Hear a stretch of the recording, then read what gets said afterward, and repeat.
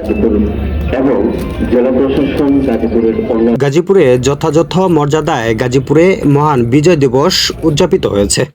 মঙ্গলবার 16 ডিসেম্বর সূর্যোদয়ের সাথে সাথে 31 বার তুপধ্বনির মাধ্যমে বিজয় দিবসের আনুষ্ঠানিকতা শুরু হয়। পরে গাজীপুর জেলা শহরের রাজবাড়ী মাঠে শহীদ স্মৃতিস্তম্ভে পুষ্পস্তবক অর্পণ করেন জেলা প্রশাসক মোহাম্মদ আলম হোসেন। এছাড়াও গাজীপুর মেট্রোপলিটন পুলিশ ও গাজীপুর জেলা পুলিশ, জেলা মুক্তিযোদ্ধা commando, Gazipur city corporation, Gazipur জেলা পরিষদ সহ বিভিন্ন রাজনৈতিক ও সামাজিক সংগঠন স্মৃতিস্তম্ভে পুষ্পস্তবক অর্পণ করেন এবং শহীদদের প্রতি প্যারেডের মাধ্যমে সালাম জানান শিক্ষার্থীরা।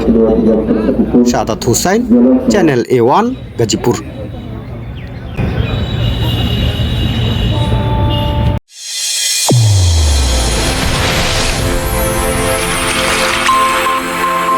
চ্যানেল A1, হৃদয়ের স্পন্দন।